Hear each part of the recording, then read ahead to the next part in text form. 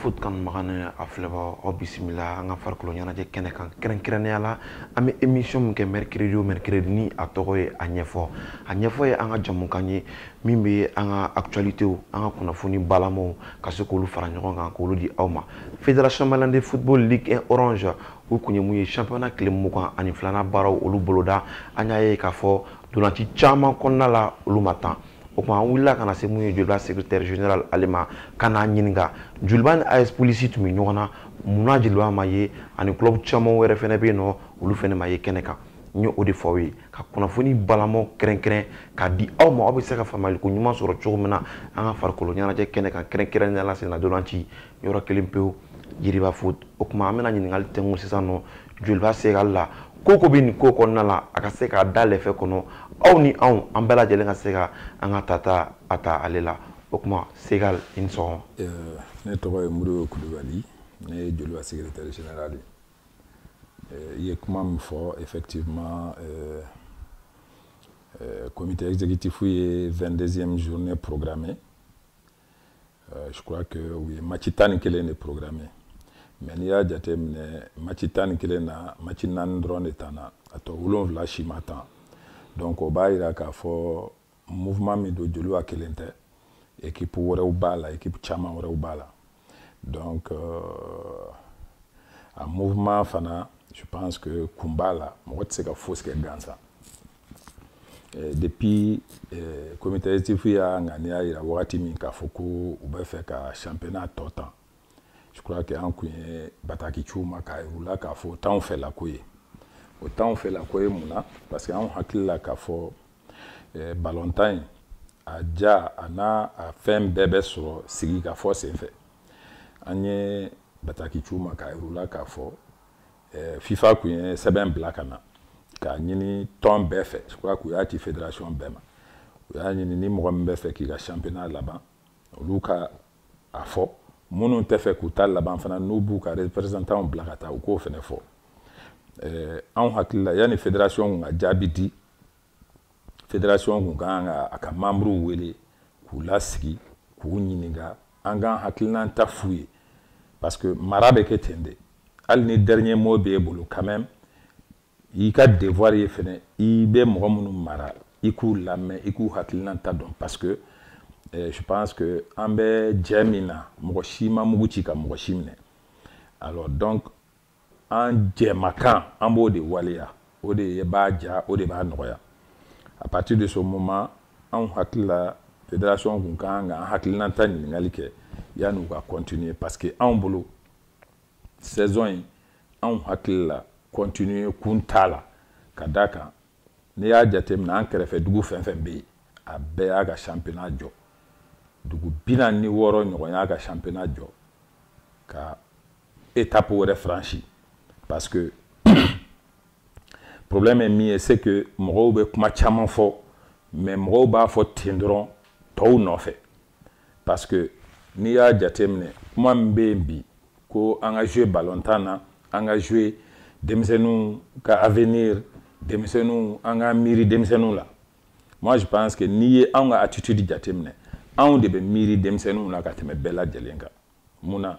parce que comité exécutif les joueurs tout bolo ka sara joueur tout ka charge la fausse balontana o ba on de ka charge la on de nous be nyon kan dongodo on de bu don on de bu ga problème don donc bibina on ni fédération fait en ma fo ballon en attendait encore ni saison na fa foite soro ni saison na tukuni anga ni saison datu anga saison kura daile munu ba fo ko ballon ata sans ni période ba soro saison datu kunenu ambe saison kura préparation c'est comme ça que ça se fait chaque année et en yo de nini et ça ento la ballon tetan muna ni na saison tseka datu ka saison kura daile en boulot problème tout là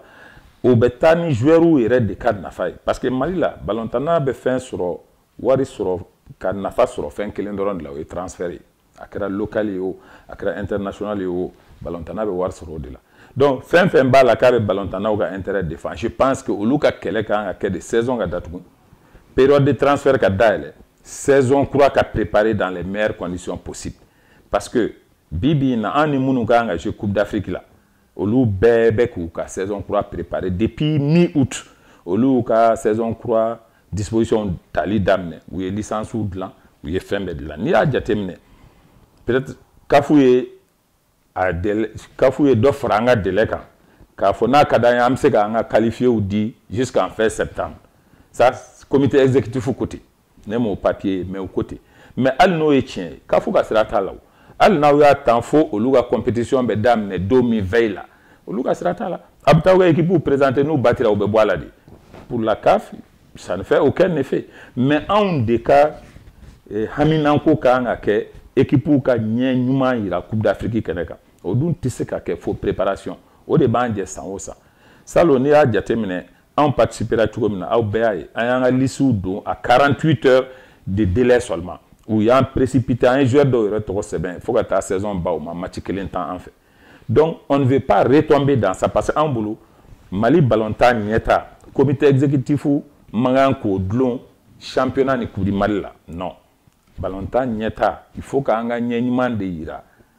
Coupe d'Afrique kɛnɛ kan min b'a to an ye place fila min perdu fɔlɔ an k'o récupérer ensuite an ka se ka coupe sɔrɔ sur le plan continental o de ye fédération wasonanko ye o de y'an clubw fɛnɛ o de kan ka k'an clubw fɛnɛ wasonanko ye mais championnat ni coupe du Mali dɔ kɛra o la donc le fait que k'a fɔ ko FIFA tɛna accompagner san wɛrɛ ou bien fɛn o ye kuma de ye ka ko dilan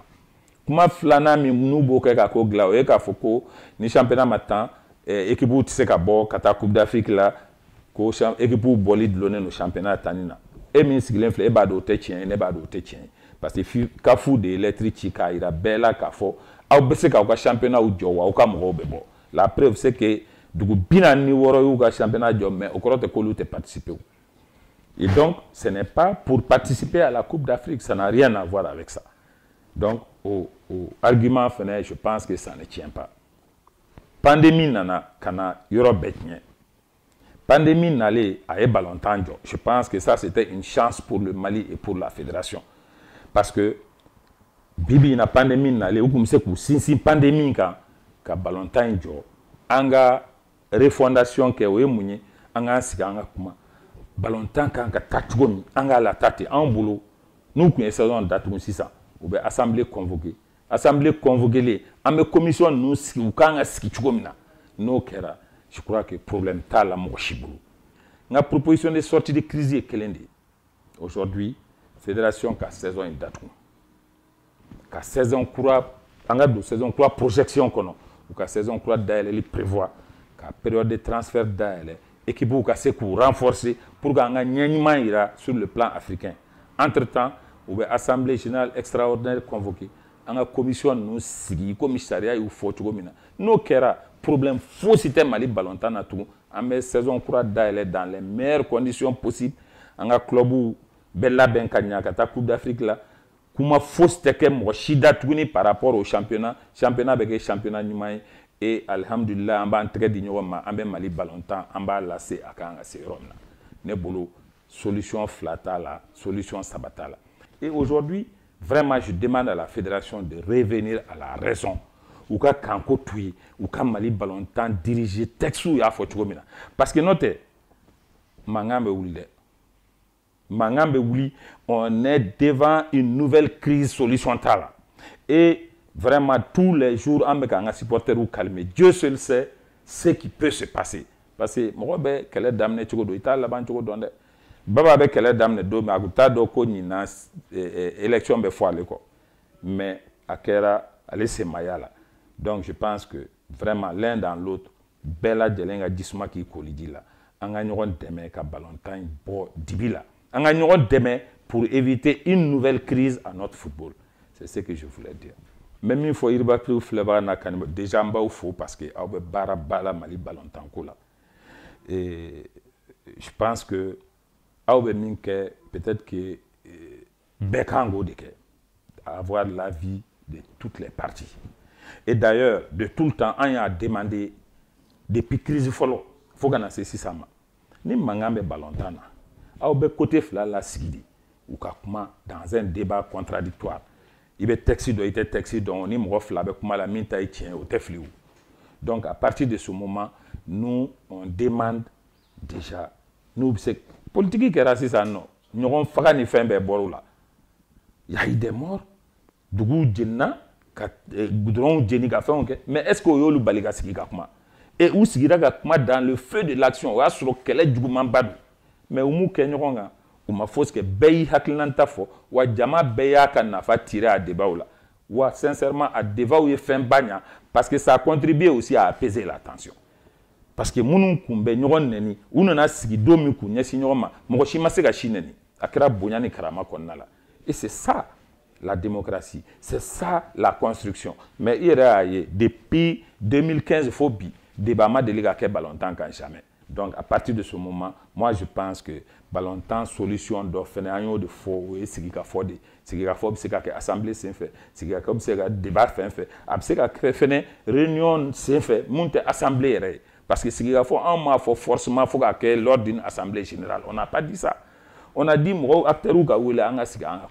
je pense que l'un dans l'autre, c'est ça la solution du football. Voilà.